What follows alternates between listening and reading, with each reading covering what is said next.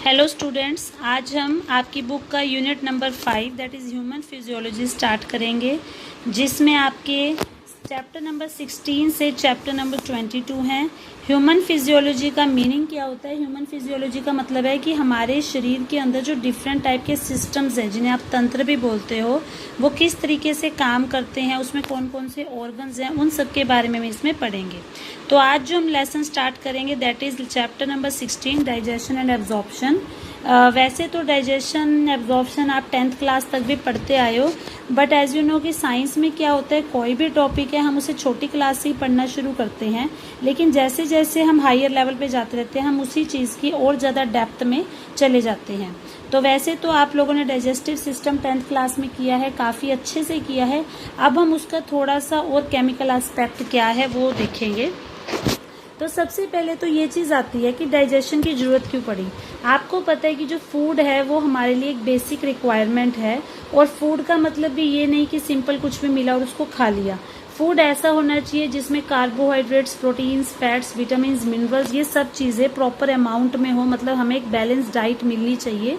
क्योंकि अगर हमारा फूड प्रॉपर होगा तो उससे हमें एनर्जी भी मिलेगी, और साथ ही साथ जो हमारे टिश्यूज़ हैं उनको ग्रो करने के लिए, उनको रिपेयर करने के लिए भी हमें जो है मटेरियल मिलता रहेगा।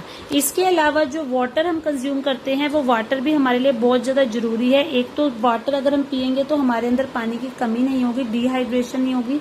इसके अलावा आपको पता है कि हमारी बॉडी में 70% वाटर है, तो जितने भी हमारे अंदर मेटाबॉलिक प्रोसेसेस हो रहे हैं उनको होने के लिए भी वाटर की ही ज़रूरत होती है।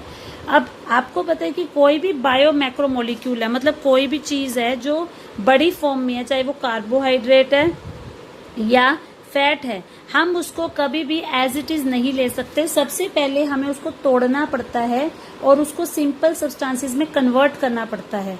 तो जब हम किसी कॉम्प्लेक्स फूड सब्सटेंस को सिंपल फॉर्म में बदल देते हैं जिसको हम आसानी से एब्जॉर्ब कर लें, then that process is known as digestion. और डाइजेशन करने के लिए हमारी बॉडी में जो पर्टिकुलरली सिस्टम प्रेजेंट है दैट इज डाइजेस्टिव सिस्टम, और इसके अंदर बायोकेमिकल मेथड्स भी हो सकते हैं, मैकेनिकल मेथड भी हो सकते हैं। अब पहली बात तो ये आती है यहाँ पे मैकेनिकल और बायोकेमिकल, इन दोनों मेथड का क्या फ़र्क है। मैकेनिकल का मतलब है कि जैसे आपने कोई भी खाना लिया, अब आपने रोटी ली, ऐसे तो है नहीं कि आप पूरी की पूरी रोटी मुंह में रख लोगे, पहले आप उसको हाथों से तोड़ोगे, दांतों से तोड़ोगे, तो वो चीज़ है मैकेनिकल। और बायोकेमिकल का मतलब है कि हमारी बॉडी के अंदर भी बहुत सारे ऐसे एंजाइम्स बनते हैं जो इस प्रोसेस में हेल्प करते हैं। तो डाइजेस्टिव सिस्टम किस तरीके से काम करता है वो हम देखेंगे। हमारे डाइजेस्टिव सिस्टम में एक तो आती है हमारी एलिमेंट्री कैनाल और एक आते हैं उससे एसोसिएटेड ग्लैंड्स। जैसे कि आप अगले पेज पर डायग्राम देख सकते हो एलिमेंट्री कैनाल का, जो आप 10th क्लास में भी पढ़ के आए हो, वही सेम डायग्राम है, बस इसके अंदर थोड़ी सी आप ये कह सकते हो लेबलिंग जो है वो थोड़ी सी ज़्यादा बढ़ गई है। यानी कि जो पार्ट्स हैं पहले आपने उनके नाम नहीं पढ़े थे, अब आप उनके भी नाम पढ़ोगे। तो पहले हम पढ़ते हैं एलिमेंट्री कैनाल के बारे में। एलिमेंट्री कैनाल की शुरुआत होती है माउथ से, क्योंकि जो भी चीज़ आप खाओगे सबसे पहले आप उसको अपने मुंह में रखते हो, और एंड इसका होता है एनस पे, यानी कि जो भी हमारे शरीर के अंदर वेस्ट चीज़ बनती है जो लैट्रिन के द्वारा एनस के थ्रू हमारी बॉडी से बाहर निकलती है। तो माउथ के बाद जो आता है वो है हमारी बक्कल कैविटी, यानी कि जो आपके मुंह के अंदर का हिस्सा है जिसमें जीभ, दांत, ये सब चीज़ें आते हैं, वो होती है बक्कल कैविटी या ओरल कैविटी। इसके अंदर हमारे टीथ भी आते हैं और हमारी टंग भी आती है। अब यहाँ पर आप कुछ वर्ड्स पढ़ोगे जो टीथ से रिलेटेड हैं, तो आपको ये ध्यान रखना है जहाँ भी पीछे डोंट शब्द लगा हुआ है तो इसका मतलब वो दांतों से रिलेटेड है। तो थीकोडोंट का मतलब क्या होता है कि हमारे जो दांत हैं वो एक जॉ बोन या सॉकेट, मतलब आप ये कह सकते हो एक जगह होती है, कैविटी होती है, उसके अंदर फंसे होते हैं, आप आसानी से उसको तोड़ नहीं सकते। तो जब इस टाइप के दांत प्रेजेंट होते हैं जो किसी सॉकेट या जॉ बोन में जकड़े हुए हों तो उसको हम बोलते हैं थीकोडोंट। और इसके अलावा आपको पता होगा कि ज़्यादातर जो मैमल्स हैं इंक्लूडिंग ह्यूमंस, हमारे अंदर जो है हमारी लाइफ में दो तरह के दांत आते हैं। जो पहले दांत आते हैं जब हम छोटे होते हैं उन्हें हम टेम्परेरी मिल्क या डेसिडुअस टीथ मिलते हैं। डेसिडुअस मतलब जो कच्चे दांत हैं, यानी कि जो आसानी से टूट सकते हैं। और उसके बाद जो दांत आते हैं उन्हें हम परमानेंट या अडल्ट टीथ बोलते हैं। तो जब एक ही लाइफ में हमें दो टाइप के दांत मिलते हैं तो उसे हम डिप्लोडोंट भी बोलते हैं। तो अगर हम बात करें तो एक एडल्ट ह्यूमन में जो दांत हैं वो टोटल 32 होते हैं, और इन 32 में क्या रेशो रहती है उसके लिए आपको याद करना पड़ेगा एक डेंटल फॉर्मूला, जो कि है 2:1:2:3। यहाँ पर हम दांतों को एक रेशो के हिसाब से याद करते हैं। आपको पता होगा हमारे मुंह में 4 टाइप के दांत होते हैं, जिसको हम हेट्रोडोंट यानी कि डिफरेंट टाइप के टीथ होते हैं, तो 4 टाइप के दांत होते हैं। इसमें सबसे आगे वाले जो हमारे दांत हैं उनको हम बोलते हैं इंसीजर, जो आपको फ्रंट में दिखते हैं। उसके बाद आते हैं केनाइन्स, जो हमारे साइड के थोड़े लंबे से दांत होते हैं, जो आपने देखा होगा जो मांसाहारी जानवर है उनमें बहुत लंबे लंबे होते हैं, जैसे शेर है, कुत्ता है, उनको बोलते हैं केनाइन्स। उसके बाद जो छोटी जाड़ें होती हैं उनको हम बोलते हैं प्रीमोलर्स, और उसके बाद जो बड़े वाली जाड़ है उनको हम बोलते हैं मोलर।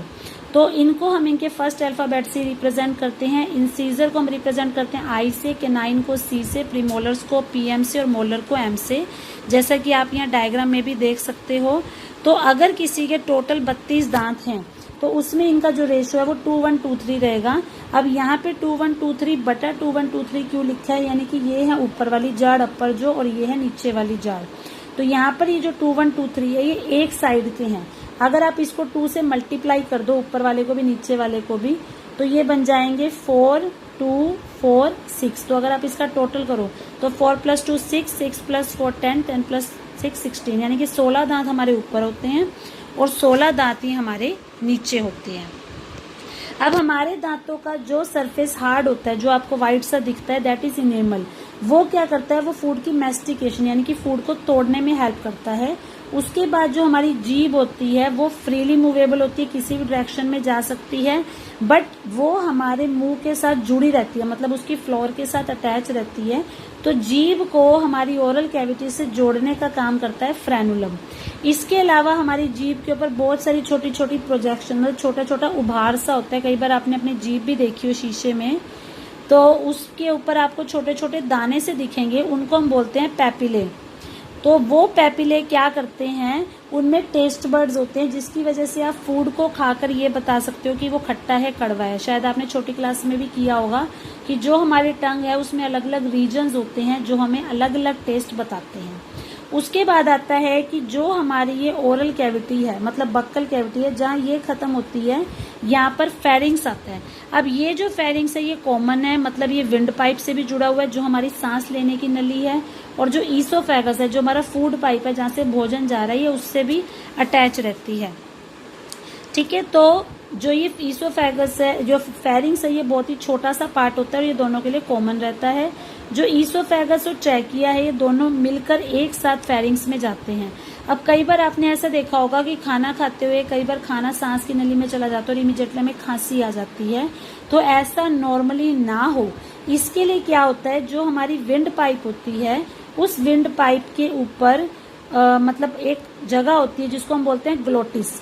तो उस ग्लोटिस में खाना एंटर ना करे, उसके ऊपर एक मांस का टुकड़ा एपिग्लोटिस आके उसको कवर कर देता है। मतलब जिस टाइम हम खाना खा रहे होते हैं उस टाइम हमारी विंड पाइप को वो ढक देता है एपिग्लोटिस, जिसकी वजह से जो खाना है वो सिर्फ ईसोफेगस में ही जाए, वो विंड पाइप में ना जाए। ईसोफेगस के बारे में आपने पढ़ा होगा, ये एक बहुत ही पतली सी ट्यूब होती है, जैसा कि आप इस पिक्चर में भी देख सकते हो। और जो ईसोफेगस है, इसका काम सिर्फ क्या होता है, खाने को अपने में से पास करवाकर एक जे शेप्ड बैग, जिसको हम स्टमक या पेट बोलते हैं, उसमें जाके खोल देना, या हिंदी में जिसको आप आमाशय पढ़ के आए होंगे। तो ईसोफेगस और स्टमक, इन दोनों के बीच में एक स्फिंक्टर होता है। स्फिंक्टर का मतलब होता है ढक्कन, कि ये नहीं कि ये सारा टाइम खुला रहता है कि जो भी खाया इमीडिएटली चला जाए। वहां पर एक ढक्कन रहता है, एक स्फिंक्टर रहता है। जब ईसोफेगस में ज्यादा प्रेशर बढ़ जाता है तो ही वो स्फिंक्टर खुलेगा और जो सारा फूड है वो स्टमक के अंदर चला जाता है। तो ये जो स्टमक है, अगर आप इसका भी डायग्राम देखो तो इस स्टमक के अंदर भी 4 रीजन्स हैं, फंडस, कार्डियक, बॉडी, पाइलोरिक। तो जहां से ईसोफेगस आती है वहां से जो सबसे पहला पोर्शन आता है दैट इज कार्डियक। कार्डियक के ऊपर वाले पोर्शन को बोलते हैं फंडस। उसके बाद जो बीच वाला पोर्शन है उसे हम बोलते हैं बॉडी, और सबसे नीचे वाला पोर्शन होता है वो होता है पाइलोरिक। तो हमारा जो ये पेट है, जो स्टमक है, ये एक आप कह सकते हो जे शेप्ड ट्यूब की तरह होता है, और स्टमक में थोड़ी देर खाना रहता है। उसके बाद जो खाना है वो चला जाता है स्मॉल इंटेस्टाइन यानी कि छोटी आंत में। अब अगेन जो स्मॉल इंटेस्टाइन है उसके अंदर भी 3 पार्ट होते हैं। सबसे पहला होता है डिओडिनम, उसके बाद होता है जीजनम, उसके बाद होता है इलियम। अगर आप इनको ऑर्डर में ना याद कर पाओ तो आप एक शॉर्ट में वर्ड याद रख सकते हो DJI। तो तो यहाँ पर आप पिक्चर में देख भी सकते हो, जो डिओडिनम है वो सबसे पहले है, मतलब ये जो सबसे मुड़ने वाला भाग है। उसके बाद अंदर एंटर होने के बाद जो आपको दिख रहा है वो जीजनम है, और उसके बाद जो सबसे लास्ट में है दैट इज इलियम, यानी कि स्मॉल इंटेस्टाइन के भी 3 पार्ट्स हो जाते हैं। इसी तरीके से जैसे ईसोफेगस से जब स्टमक में फूड आता है तो वहां पर एक स्फिंक्टर रहता है जो फूड के जाने को रोकता है। इसी तरीके से जब स्टमक से फूड डिओडिनम में जाएगा तो वहां पर भी एक स्फिंक्टर रहेगा जो उसको कंट्रोल करेगा। उसके बाद आता है कि इलियम के बाद, मतलब स्मॉल इंटेस्टाइन के बाद आपका फूड जाएगा लार्ज इंटेस्टाइन में। अगेन लार्ज इंटेस्टाइन के भी 3 पार्ट्स होते हैं, सीकम, कोलोन एंड रेक्टम। तो यहाँ पर अगेन आप पिक्चर में देख सकते हो, जो सीकम है वो ये वाला पोर्शन है जो आपको सबसे नीचे की तरफ दिखाया गया है। अब उसके बाद आता है कोलोन। अब ये जो कोलोन है इसके भी 4 पार्ट्स होते हैं, ascending colon, transverse colon, descending colon, sigmoid colon. Ascending का मतलब होता है चढ़ना, मतलब यहाँ से चढ़ना शुरू हुआ। ट्रांसवर्स का मतलब जो साइड में जा रहा है। डिसेंडिंग मतलब जहाँ से वो नीचे आ रहा है, और जहाँ पे टर्न हुआ दैट इज सिग्मोइड। मतलब कोलोन को भी हमने 4 पार्ट्स में डिवाइड कर दिया। उसके बाद आता है रेक्टम, जो ये है पाउच लाइक स्ट्रक्चर जिसमें आपकी जो वेस्ट प्रोडक्ट है वो फीसिस की फॉर्म में, लैट्रिन की फॉर्म में स्टोर रहते हैं, और एनस के थ्रू वो बाहर निकल जाते हैं। तो यहाँ पर आपको वही चीज बताई गई है। इसके अलावा आप यहाँ पर एक और चीज देखोगे, वो है वर्मीफॉर्म अपेंडिक्स, जो यहाँ पे आपने देखा होगा बिल्कुल आगे लटका हुआ सा पार्ट है। तो ये वर्मीफॉर्म अपेंडिक्स जो है इसका हमारे शरीर में कोई काम नहीं है, ये वेस्टिजियल है। वेस्टिजियल का मतलब होता है ऐसे ऑर्गन्स जो हो सकता है हमारे एंसेस्टर, हमारे पूर्वजों या किसी और जानवर में किसी काम के लिए हो, बट हमारे अंदर उनका कोई फंक्शन नहीं है। तो आज बेटा बेसिकली हमने ये डिफरेंट टाइप के जो एलिमेंट्री कैनाल के ऑर्गन्स हैं उनकी लोकेशन पढ़ी है या उनके कितने पार्ट्स हैं वो पढ़े हैं। इसके बाद हम नेक्स्ट लेक्चर में देखेंगे कि ये सारी चीजें काम कैसे करती हैं।